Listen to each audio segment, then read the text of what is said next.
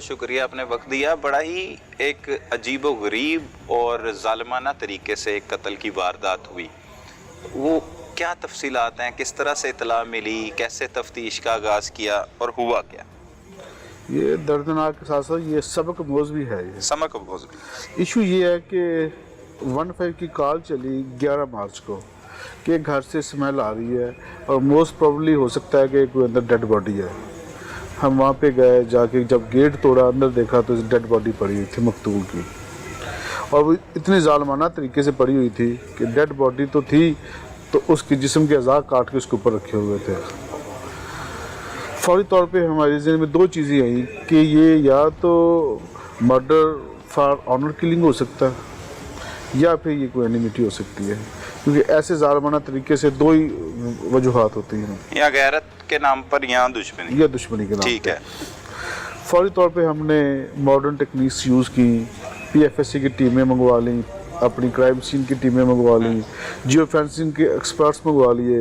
صحیح. فوری ہم نے ماڈرن ٹیکنیک سٹارٹ کر دی، اور اس کے ساتھ ساتھ ہم نے جو ہمارا روایتی طریقہ انفارمرز کا وہ ڈپیوٹ کر دیے تاکہ پتہ چل سکے، کیونکہ یہ بالکل بلائنڈ، کلو لیس اور بلنٹ قسم کا مرڈر تھا. کوئی اس کا کلو نہیں مل رہا تھا، کیونکہ یہ بندہ یہاں پہ اکیلا رہتا تھا، کوئی اس کے عزیز و کارب ادھر نہیں رہتے تھے، کوئی بھی اس کی لیڈ ہمیں سمجھ میں نہیں آ رہی تھی. جب ہمارے انفارمرز وہاں پہ گھومے پھرے تو پتہ چلا کہ کوئی ایک لڑکی 8-9 دن سے اس کے پاس رہ رہی تھی، جس سے ہمیں ہوا کہ ہو سکتا ہے یہ آنر کلنگ ہو.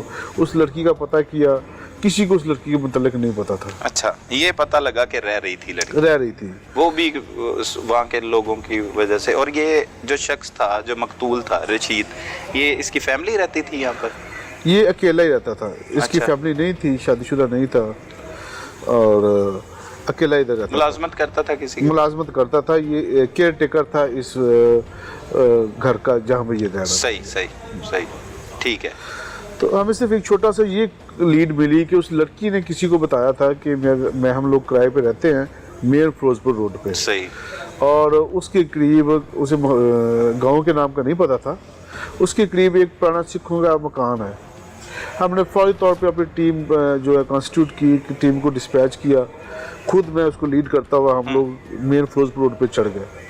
سب سے پہلے پکی حویلی آتا ہے، وہاں پہ ہے سکھوں کے زمانے کی. انہیں ہم نے ٹوٹل سرچ کیا، ارد گرد دیکھا، کوئی ایسی چیز نہ نکلی.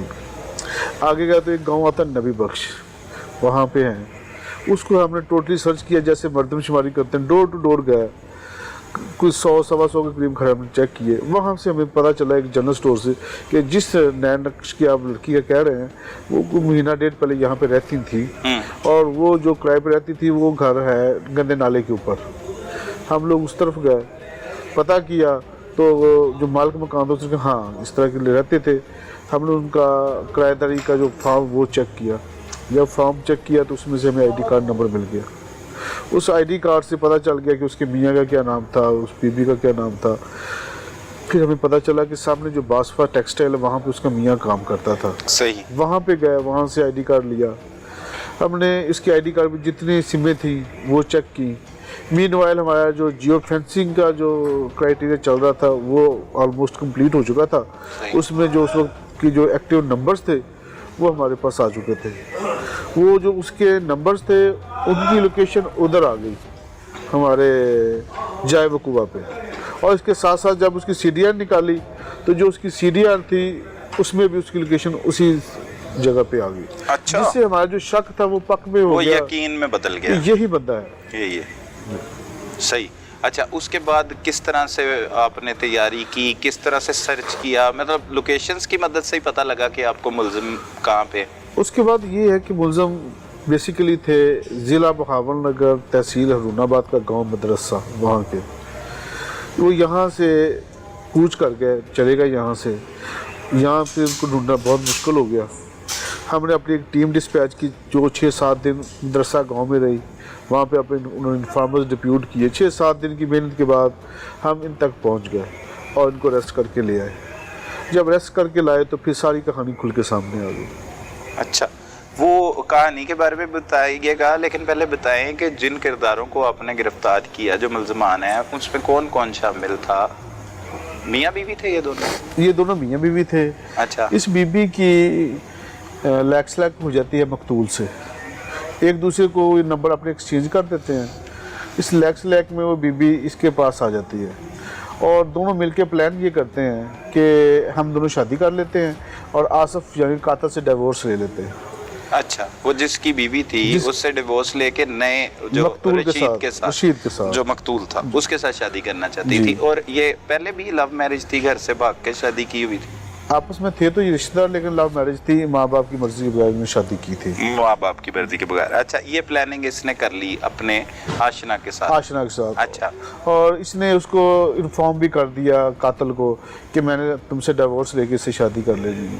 सही। जब उसको इस बात का पता चला तो वो उसे शदीद गुस्सा भी आया, रंज भी आया। उसने फौरी तौर पे अपने पेरेंट्स और लड़की के पेरेंट्स को बुलवाया, वो आए और लड़की को लेके चले गए वापस बहावल नगर। सही। ये रात इसने उधर ही स्टे कर ली।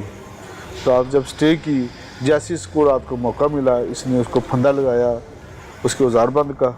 मकतूल की तरफ स्टे कर लिया? मकतूल की तरफ स्टे कर लिया। अच्छा, मकतूल से मेल जोल लड़की का ही था? लड़की की वजह से ये मिला? लड़की की वजह से ये भी आता जाता था उसके अच्छा, पास, ठीक है, ठीक है। उसका फिर औजारबंद से उसका गला दबा दिया, उसको फंदा करके मार दिया और उसके बाद उसके जिस्म के अज़ा जो वो काट दिए और वहाँ से फिर भाग गया। वहाँ से फरार हो गया? फरार हो गया। ये कत्ल फिर गैरत के नाम पर ही हुआ तकरीबन? जी, ये ऑनर किलिंग ही हुआ, लेकिन इसको ज़्यादातर ये था कि मेरी बीवी मुझसे डिवोर्स लेके इसके साथ शादी कर लेगी, इस बात का ज़्यादा रंज था इसको। रंज था जिसका उसने वो भरपूर बदला ले लिया इसको। तो बीवी पर भी कोई हमला करने की कोशिश की या क्या तफ्तीश में, और क्या क्या बातें सामने आई? नहीं, बीवी तो कत्ल होने से पहले वापस जा चुकी थी और अपने माँ बाप के पास रह रही थी। उसे तो कोई हमला करने की कोशिश की, क्योंकि जब हमने रेड करके पकड़ा है तो इसको अलग जगह से पकड़ा है और बीबी को उसके घर से पकड़ा है। सही। वो अपने घर में रह रही थी और ये जो कातिल था ये कहीं छुप के रह रहा था। छुप के रह रहा था। सही सही सही। इन दोनों को फिर गिरफ्तार किया। तो गिरफ्तार करने के बाद जब आपने इनसे तफ्तीश का आगाज किया तो इनका मौक़िफ़ क्या था? ये हीले बहानों से काम ले रहे थे, नहीं मर्डर था, कैसे मानना था उन्होंने। लेकिन जब हमने तमाम एविडेंसेस इनके सामने रख दिए तो फिर कोई इन्हें और रास्ता नज़र ही नहीं आया। फिर आपके सामने हर चीज़ इन्होंने बता दी कि जो जो इसने किया। लेकिन इस केस में अगर देखा जाए तो वो जो आसिफ है वो ही मरकज़ी मुलजिम है और वो ही मुलजिम है जिसने कत्ल की वारदात की, के साथ इसकी बीवी भी शामिल है? नहीं, सेंट्रल जो है ना अक्यूज यही है, आसिफ ही है। आसिफ ही है। वो खतून का इसमें कत्ल में नहीं है, इन्वॉल्वमेंट नहीं है? हाँ, नहीं, उसकी कंसेंट नहीं है इसमें। लेकिन फिर भी हिरासत में ले रखा है उसे। ये इंटेरोगेशन के लिए ज़रूरी था कि हम थारो इसकी इंटेरोगेशन कर सके ताकि कोई सुकम खाली ना रह जाए। कल को ये ना हो कि एक को हम चलान कर दें और इसका कोई ना कोई किरदार हो और वो किरदार बाकी रह जाए। ज़ाहिर मर्डर है और कत्ल को पूरे एविडेंसेस के साथ हमें चलान करना होता। सही सही सही। तो अब की तफ्तीश में क्या कुछ सामने आ चुका है कि वो खतून नहीं है इसमें शामिल? जी, अपेरेंटली ऐसे ही है। ना उसकी कंसेंट थी ना वो मौके पे थी। तो उसे छोड़ दिया जाएगा, रिहा कर देंगे? ज़ाहिर जी, उसे फिर अदालत के रहमो करम पे। और मुलजिम जो मरकजी मुलजिम है उसने इतराफ़ जुर्म कर लिया? उसने इतराफ़ जुर्म कर लिया और वो गैरत का नाम ही दे रहा है इसे। क्या मौक़िफ़ में क्या बताता है, किस वजह से उसने मर्डर किया? मौक़िफ़ में ये बताता है कि मेरी बीवी पे कब्जा करके बैठ गया था, मुझसे डिवोर्स दिलवा के खुद शादी करना चाह रहा था, इसलिए मैंने उसे कत्ल कर दिया। सही सही। लेकिन जिस तफाकी से कत्ल किया उसने, तो ये हमारे लिए बड़ा स्टनिंग था। अब गिरफ्तारी भी कर ली, तफ्तीश भी मुकम्मल हो चुकी है, मज़ीद इससे करार वाक़या सज़ा दिलवाने के लिए क्या किरदार अदा करेंगे? और मकतूल का जो मुकदमा दर्ज हुआ है वो किसकी मुद्दईयत में दर्ज है? मकतूल का जो मुकदमा दर्ज हुआ है वो इसके मालिक की मुद्दईयत में हुआ है। अच्छा। और इनको मैक्सिमम पेनल्टी दिलवाने के लिए तमाम मेजर एविडेंसेस हमने मिसल का हिस्सा बना दिए हैं, जैसे जियो फेंसिंग की रिपोर्ट्स, जैसे इसकी CDRs, वहाँ पे इसकी लोकेशंस, जैसे जिससे फंदा दिया गया था वो औजारबंद, जिससे इसने वो टूल काटा था वो knife, her cheese each and everything हमने कोई इसका सुकून खाली नहीं छोड़ा। इंशाल्लाह तमाम एविडेंसेस के साथ इसे हम चलान करेंगे।